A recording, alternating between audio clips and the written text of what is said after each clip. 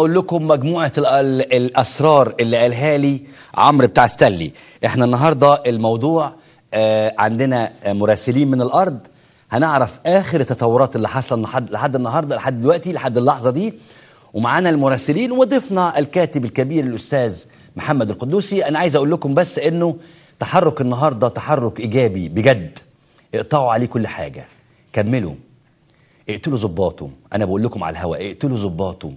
أنا عايز أقول لكل زوجة ضابط جوزك هيتقتل النهاردة، لأ بكرة، بعد بكرة هيتقتل جوزك، هيتقتل. أنا عايز أقول لكم إن الثوار دول لو كملوا لحد مارس كده هيفشلوا مؤتمر مارس اللي عامله الكلب الخسيس. ولما هيفشل مؤتمر مارس آخر ورقة توت أعداله مؤتمر مارس بموت عبد الله الملك عبد الله، انتهى ظهر فتح السيسي، اتكشف ظهر سيسي بالكامل، اصبح دلوقتي ما عندوش حاجه يعملها. شويه رجال الاعمال اللي كانوا ممكن يجوا يستثمروا بدافع من الملك عبد الله السعودي خلاص مش هيجوا تاني. اذا مؤتمر مارس ده قارب على الفشل، باقي الحراك على الارض عشان نثبت للناس ونقول للعالم لا يمكن يكون في استثمار على ارض فيها قاتل زي عبد الفتاح السيسي. خليني اقول لكم الاسرار اللي بس في خبر عاجل بيقولوه لي. مقتل 2 مجندين في شارع الهرم في كمين متحرك، ده الخبر العاجل. مقتل 2 مجندين في شارع الهرم حالا في شارع الهرم في كمين متحرك. طيب خليني اقول لكم بس عمرو بتاع ستانلي قال لي ايه عشان بس تعرفوا ان احنا معاكم اول باول. اولا عمرو قال لي انه الجيش اعلن حالة الطوارئ داخليا، داخله هو داخل الجيش، يعني الجيش بتاع السيسي اعلن حالة الطوارئ. إذن هو في ورطة، عبد الفتاح السيسي في ورطة كبيرة، الجيش من جواه أعلن حالة الطوارئ. تمام؟ الخبر الثاني، المجلس العسكري مش مجلس الوزراء، خلي بالك خطر جدا. المجلس العسكري طالب بتقرير عن الوضع كل 6 ساعات ووضع حلول أمنية ومجتمعية للمرور بالمرحلة.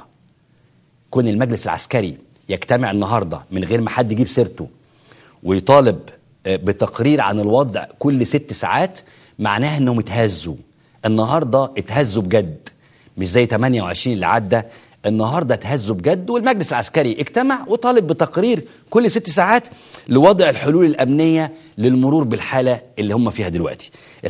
المعلومه الثانيه اللي قالها لي ان السيسي طلب من احمد جمال الدين يثبت الضباط واداره الامن في الشوارع دون ادنى مسؤوليه على الضابط.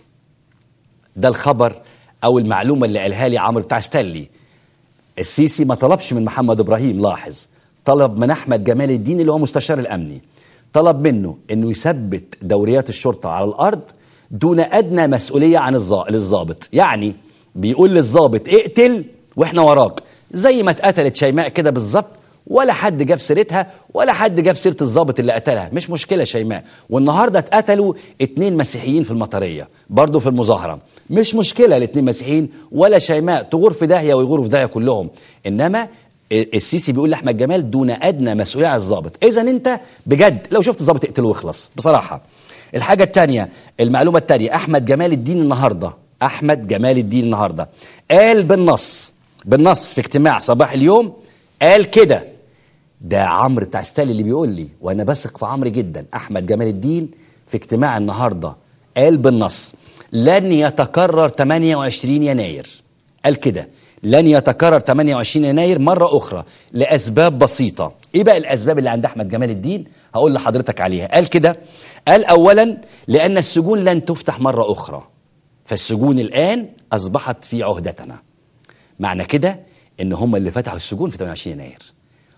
هو بيقول دلوقتي السجون مش هتتفتح زي 28 يناير، لأن السجون أهو أنا هنقل لك بالنص بيقول لن تفتح لأن احنا من يملكها. بالظبط كده، لن تفتح السجون مرة أخرى لأننا من يملك السجون. إذن هو بيعترف أحمد جمال الدين إن هم اللي فتحوا السجون في 28 يناير. كمان قال مش هيتكرر 28 يناير 2011 للسبب الثاني اللي هو لن يتم أي عمليات نهب أو فوضى لأن البلطجية تحت أيدينا. ادي سبب تاني. اول سبب بيقول لهم مش هيتكرر 28 يناير لانه السجون نحن من يملكها، نفتحها وقت ما نفتحها ونقفلها وقت ما نفتحها. احنا اللي فتحناها في 28 يناير 2011 ومش هنفتحها المره دي. طب السبب الثاني يا حاج احمد؟ قال لك السبب الثاني انه لن يتم اي عمليات نهب او فوضى لان البلطجيه تحت ايدينا. احمد جمال الدين اعترف او هو اقر النهارده في الاجتماع ده ان هم اللي سلطوا البلطجيه في 28 يناير وهم اللي فتحوا السجون. طب ثالث سبب ايه بقى يا حاج احمد؟ قام قال لك الحاج احمد، الواد عمرو بتاع السلي بيقول لي، قال كده بالظبط: لان الجيش في ظهورنا، الجيش في ظهرنا هيحمينا. شوف بقى، مفيش بعد كده يعني اعتراف ودناء او خسه، اللي يشوف احمد جمال الدين يقتله، اهدوا له دمه.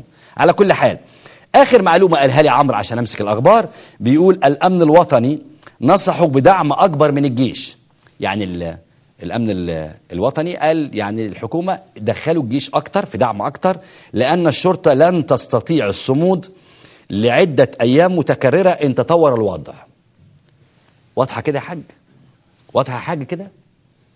3 معلومات مهمين جدا. تشكر يا عم عمرو، بجد احنا مقصرين معاك، بس بجد انت تشكر. اول معلومه ان السيسي طلب من احمد جمال انه يثبت اداره الامن ودون اي مسؤوليه على الضابط، يعني يقول له اقتل العدد اللي انت عايزه ومحدش هيحاكمك. تاني معلومه ان احمد جمال الدين اجتمع النهارده وقال الصبح كده لن يتكرر 28 يناير ب3 اسباب. اول سبب خليك معايا، لان السجون لن تفتح لاننا من يملكها. اذا هم اللي فتحوا السجون في 28 يناير. تاني سبب بيقولوا لي عمرو، لان البلطجيه مش هيحصل اي عمليات فوضى او نهب او بتاع لان البلطجيه تحت ايدينا. ثالث سبب لان الجيش في ظهورنا. دول ال3 اسباب اللي بيقولهم احمد جمال الدين عشان ما يتكررش سيناريو 28 يناير، او بيطمن الضباط مش هيتكرر 28 يناير. طيب الحاجه الاخيره بيقول لك ان الامن الوطني نصح بدعم اكتر من الجيش للشرطه لان الشرطه لن تستطيع الصمود لعده ايام لو تطور الوضع. المعلومه كده. اذا انتوا يا ثوار في الزقازيق، في ابو كبير، في بني سويف، في اي حته في الدنيا، ارجوكم ارجوكم ارجوكم كملوا. مش هيقدروا يصمدوا قدامكم، ولما الجيش ينزل الشارع هتبقى المصيبه اكبر عليهم قدام العالم كله. كملوا، الشرطه مش هتكمل، اقتلوهم. طالما الرئيس الخاين عبد الفتاح السيسي ده بتاعهم قال دون ادنى مسؤوليه على الضابط، اقتلوهم. وانا بقول لزوجة كل ضابط وابن كل ضابط، ارجوكم ارجوكم خلي بالكم، جوزك هيموت، ولادك هيتهتموا، لانه مش هقول لك بعد الشر، انت اللي تقوليها في قلبك، لكن انا بقول لك العيال دي رصد الضباط في مصر، والعيال دي هتقتل الضباط في مصر، ومن قتل يقتل ولو بعد حين. والعيال المره دي ناويه على جريمه. مفيش بقى كلمه سلميتنا اقوى من الرصاص والجو البلدي ده، مفيش القصه دي. العيال رصدوا عناوين الضباط، انا بقولها بفم مليان وانا متاكد من المعلومه دي. معلومه قالها لي عمرو بتاع السلي. العيال رصدوا بيوت الضباط واسرهم وزوجاتهم واولادهم وقرايبهم. الدور الجاي العنف هيبقى جوه بيوت الضباط. انا بقول لزوجة كل ضابط يعني هدي جوزك شويه لانه هيتقتل او ابنك هيتخطف. ده اللي اقدر اقوله لك. خليني اقول لك معايا اول واحد. معايا مين؟